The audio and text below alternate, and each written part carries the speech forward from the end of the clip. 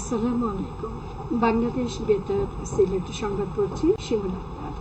কৃষিমন্ত্রী বীর মুক্তিযুদ্ধ অধ্যক্ষ ডক্টর মোহাম্মদ আব্দুল শহীদ বলেছেন, কৃষকদের ধানের ন্যায্য মূল্য নিশ্চিত করতে কৃষক অ্যাপ সহ নানা ধরনের ব্যবস্থা নিয়েছে সরকার। এছাড়া কৃষি উপকরণ বিতরণ ও সার এবং বীজ সহ নানাভাবে কৃষকের উন্নয়নের কাজ করা হচ্ছে।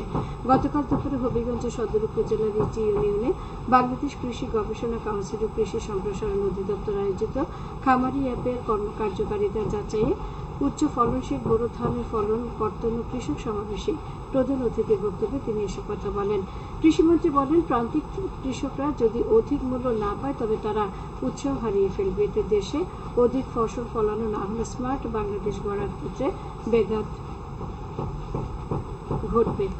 এ সময় সংসদ সদস্য অ্যাডভোকেট মোহাম্মদ আবু জাহির, সংসদ সদস্য ময়েজউদ্দিন শরীফ, রয়েল, কৃষি মন্ত্রণালয়ের সচিব ওয়াহিদা আক্তার, জেলা প্রশাসক মোসাম্মদ জিরুফা সুলতানা উপস্থিত ছিলেন। সিলেট সিটি কর্পোরেশনের মেয়র মোহাম্মদ আনোয়ারুজ্জামান চৌধুরী বলেছেন, হোল্ডিং ট্যাক্স সহনীয় পর্যায়ে নিয়ে আসা হবে। অ্যাসেসমেন্ট, রিঅ্যাসেসমেন্ট, বার্ষিক মূল্যায়নের উপর কর নিরূপণ নিয়ে গতকাল নগর ভবনে আয়োজিত এক জরুরি সংবাদ সম্মেলনে তিনি কথা বলেন।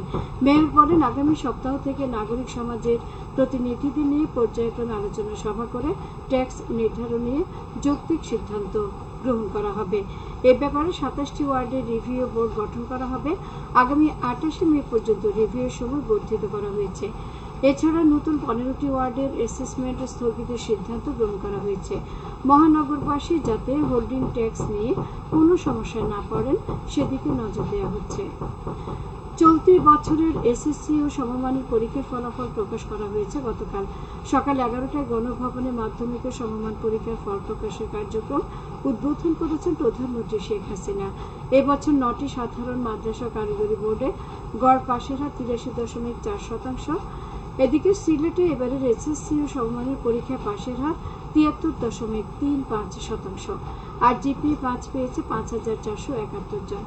গত বছরের তুলনায় এবার পাশের হার কমেছে, তবে গত বছরের চেয়ে জিপিএ 5 বেড়েছে 19টি। গত বছর পাশের হার ছিল 76.6% আর জিপিএ 5 পেয়েছিল 5,452 জন। সিলেট শিক্ষা বোর্ড কার্যালয়ে গতকাল দুপুরে সংবাদ সম্মেলন করে এই ফলাফল ঘোষণা করা হয়। এবছর সিলেট শিক্ষা বোর্ডের অধীনের পরীক্ষার্থী ছিল 1,09,073 জন। এর মধ্যে পাশ করেছে 80,000 জন। গত বছর 1,09,532 জন পরীক্ষার্থী অংশগ্রহণ করে 83,366 জন উত্তীর্ণ হয়েছিল। গতবারের তুলনায় এবার পাশের হার কমেছে 2.71%। এদিকে চলতি বছরের এসএসসি সমমান পরীক্ষা এবার হবিগঞ্জ থেকে পরীক্ষায় অংশগ্রহণ করে 20,361 জন শিক্ষার্থী। এর মধ্যে পাশ করেছে 14,670 জন শিক্ষার্থী। গতকাল দুপুরে বিষয়টি নিশ্চিত করেন হবিগঞ্জ জেলা শিক্ষা কর্মকর্তা। সারা দেশের মতো সিলেটে গতকাল পালিত হয়েছে বিশ্ব মা দিবস। পৃথিবীর সবচেয়ে মধুর একটি শব্দ হলো মা। মা হচ্ছেন অকৃত্রিম স্নেহ, মমতা, ভালোবাসা ও নির্ভরতার ছায়াবৃক্ষ। মা সন্তানদের শক্তি, প্রেরণার উৎস, ভবিষ্যৎ পথ প্রদর্শক। মা সন্তানের জন্মদাতা। সন্তানের বেড়ে ওঠা, লালন পালনে মাই মমতার হাত বাড়িয়ে রাখে নহনেশ। সন্তানের বিজয়ে সাফল্য সবচেয়ে বেশি খুশি হন মা। সন্তানের দুঃখে কষ্টে সন্তানরা সুশীতল হাত মাথায় বুলিয়ে দেন এই মা। মা সন্তানের স্নেহের বন্ধন পৃথিবীর সকল সম্পর্কের ঊর্ধ্বে। গতকাল ছিল সেই মহিয়সী গরিয়সী মায়ের সম্মান জানানো ও শ্রদ্ধা জানানোর দিন। এদিন সন্তানরা শত ব্যস্ততার মাঝে সচেষ্ট থাকেন একটি দিন মায়ের সান্নিধ্যে মাকে শ্রদ্ধা, ভালোবাসা, কৃতজ্ঞতা জানাতে। এদিকে দিবসটি উপলক্ষে আলোচনা সভা, কেক কাটা অনুষ্ঠিত হয়েছে গতকাল মৌলভীবাজারে। জেলা প্রশাসন সম্মেলন কক্ষে অনুষ্ঠিত আলোচনা সভায় প্রধান অতিথি ছিলেন জেলা প্রশাসক ডক্টর উর্মি বিনতে সালাম। পরে মা ও সন্তানদের নিয়ে সম্মিলিতভাবে অনুষ্ঠিত হয় কেক কাটা। এতে মা, শিশু, বিভিন্ন নারী সংগঠনের নেতৃবর্গ ও জনপ্রতিনিধিগণ উপস্থিত ছিলেন। জেলা প্রশাসন ও জেলা মহিলা বিষয়ক অধিদপ্তর যৌথভাবে এর আয়োজন করে। আমাদের নার্সরা আমাদের ভবিষ্যৎ, যত্নের অর্থনৈতিক শক্তি। ওই প্রতিপাদ্যকে সামনে রেখে সারা দেশের মতো সিলেটে গতকাল পালিত হয়েছে আন্তর্জাতিক নার্সেস দিবস। মহৎ নার্সিং পেশার আধুনিকায়নের প্রবক্তা ফ্লোরেন্স নাইটিঙ্গেলের জন্মবার্ষিকী উপলক্ষে প্রতি বছর দিবসটি পালিত হয়। দিবসটি উপলক্ষে রেডিও আলোচনা সভা অনুষ্ঠিত হয়েছে গতকাল মৌলভীবাজারে। সিভিল সার্জন অফিস থেকে বের করা হয় র্যালি। পরে একাডেমি হলরুমে অনুষ্ঠিত হয় আলোচনা সভা। এতে প্রধান অতিথি ছিলেন সংসদ সদস্য জিলুর রহমান। স্বাস্থ্য অধিদপ্তর ও জেলা নার্সিং ইনস্টিটিউট যৌথভাবে এর আয়োজন করে। খেলার খবর ফুটবল।